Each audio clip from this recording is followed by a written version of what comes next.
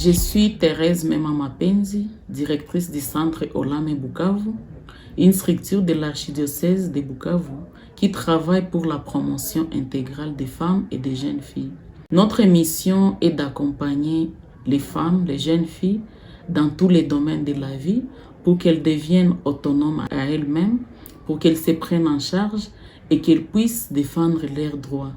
Parce que comme vous le savez, plusieurs femmes ici en République démocratique du Congo ont subi des violences, alors notre rôle c'est de les aider.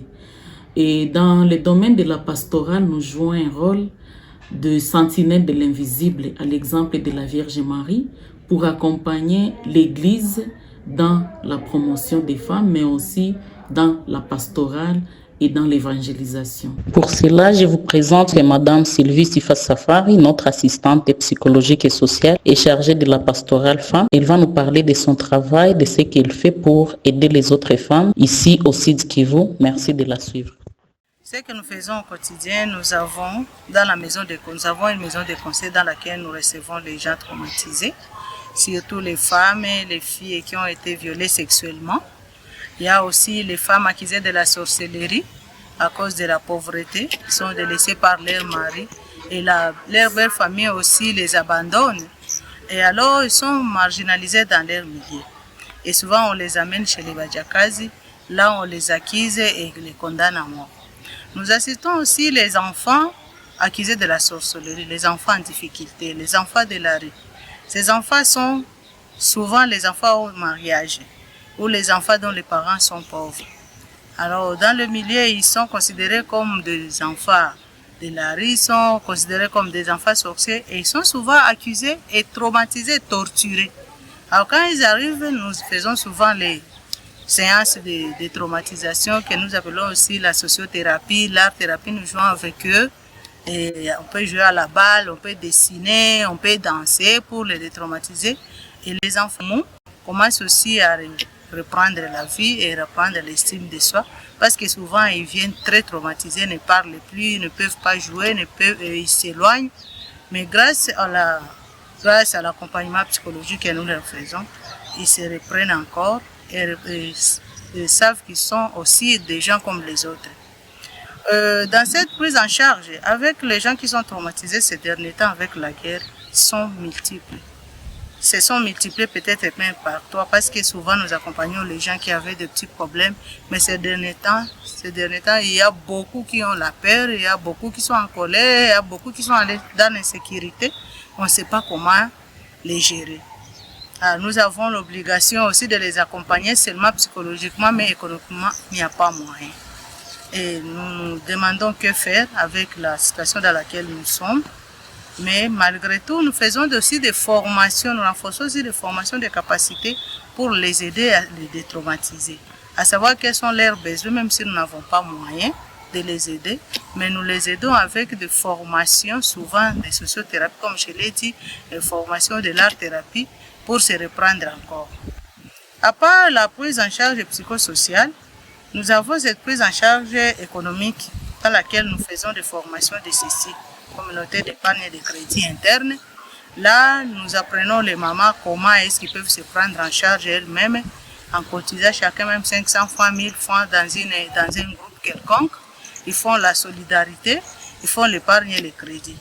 C'est ce que nous faisons quand il y avait le travail. Mais ces derniers temps, c'est un peu difficile parce qu'il n'y a plus moyen. À cause de l'insécurité, ils ne peuvent pas se déplacer pour aller chercher du travail, pour charger les marchandises, pour faire les petits commerces. Et c'est là qu'ils se sont octroyés l'argent, n'ont pas moyen de rembourser à cause de l'insécurité. Mais à part la prise en charge psychologique et d'autres travaux que nous faisons ici au centre Olame, nous avons ce que nous appelons la pastorale de femmes et de filles.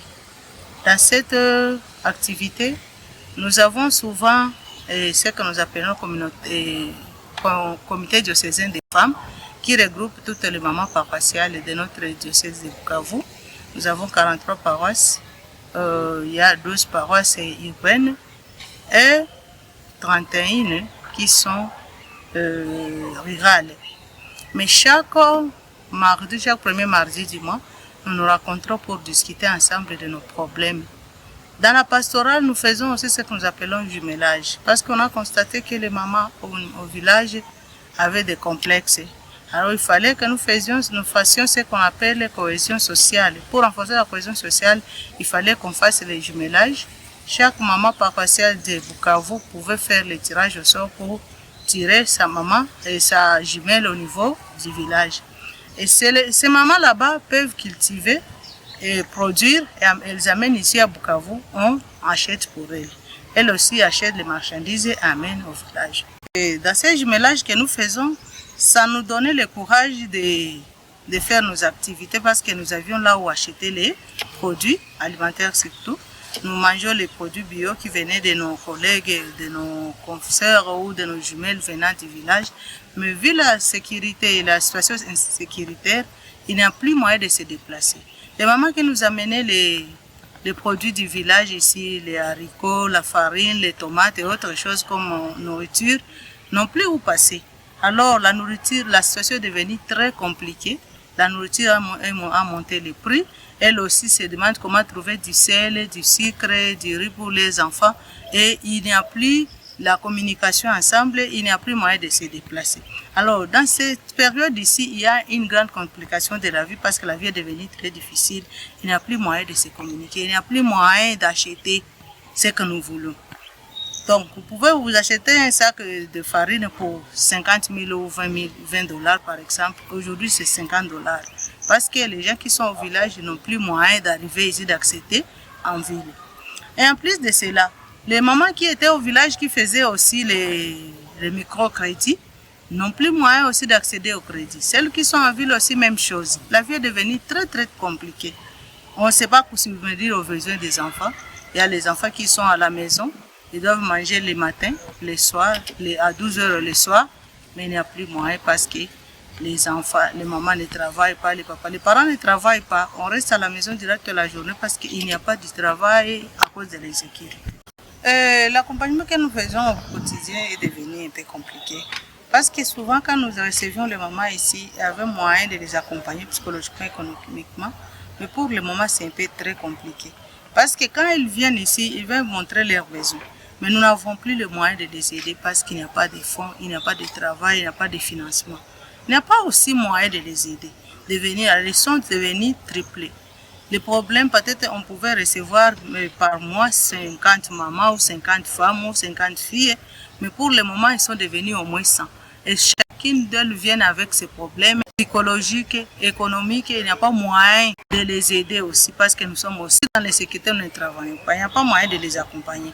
Alors on se demande que faire. C'est ça le grand défi que nous avons pour le moment. Nous aussi, nous sommes capables de nous entraider nous-mêmes parce qu'il n'y a pas de travail. Nous sommes aussi femmes au foyer. Nous avons aussi des devoirs et des droits à faire à la maison. Nous devons aussi remplir nos devoirs en tant que femmes. Il faut aussi éduquer les enfants, il faut les nourrir, il faut aussi contribuer pour les frais scolaires, mais il n'y a plus moyen pour le moment. La situation est devenue très compliquée. Les enfants commencent à prendre à manger une seule fois la journée. Alors la situation est devenue très compliquée. On ne sait pas que faire parce qu'il n'y a pas de travail. On passe toute la journée à la maison en train de se regarder et on ne sait pas comment est-ce qu'on va survenir à la vie. La vie est devenue très compliquée. Et il y a des enfants qui sont loin de nous qui étudient parce qu'ici à Bukavu on n'étudie pas.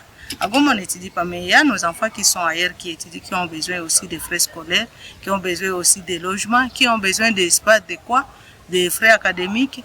Mais la situation est devenue un peu difficile. On ne sait pas comment subvenir aux besoins des enfants qui sont là-bas parce que la vie est devenue très compliquée à cause de cette insécurité et le manque de travail. De la femme au foyer à la femme victime, de la femme victime à la femme survivante, voilà ce qui caractérise la femme du Sud Kivu. Mais au-delà de tout ça, comme vous venez d'écouter l'histoire de Madame Sylvie, elle est une histoire parmi des milliers de femmes qui souffrent. Mais on ne croise pas les bras, on se dit, il faut qu'on se lève très tôt le matin. Il faut louer d'abord le Seigneur qui est notre Dieu, qui nous a donné la respiration encore, qui a fait que nous puissions vivre. Mais en même temps, il faut aller de l'avant, aller amener les autres pour dénoncer les cas qui ne marchaient pas, pour jouir quand il le faut, aller à la fête, à des cérémonies quand il le faut et mener une vie normale. Et en ces jours où nous sommes en train de fêter le mois de la femme, la journée internationale des droits des femmes, la femme du Sud Kivu ne croise pas les bras. Elle continue à dénoncer. Vous voyez, il y a eu quelques jours, les femmes ont dénoncé qu'il y a les viols qui est utilisé comme arme de guerre et ne croise pas les bras. Elle sait qu'elle est révoltée, elle sait qu'elle est fatiguée, mais dans tout ça, elle doit encore s'élever pour dire non à la guerre, non aux conflits armés, mais en même temps non à la pauvreté. C'est ce qui caractérise cette femme-là de Bukavu, cette femme-là du Sud Kivu. Il est donc difficile de vous partager tout ce que nous faisons, tout ce que cette femme du Sud Kivu dans une vidéo de 10 minutes, mais retenez que malgré tout ce que nous vivons, malgré les difficultés, les femmes du Sud Kivu passent de la victime à la survivante, passent d'une personne qui vit de la vulnérabilité à l'opportunité. Au fait, nous profitons de tous ces conflits-là qui nous arrivent pour construire notre propre résilience et rester très forte.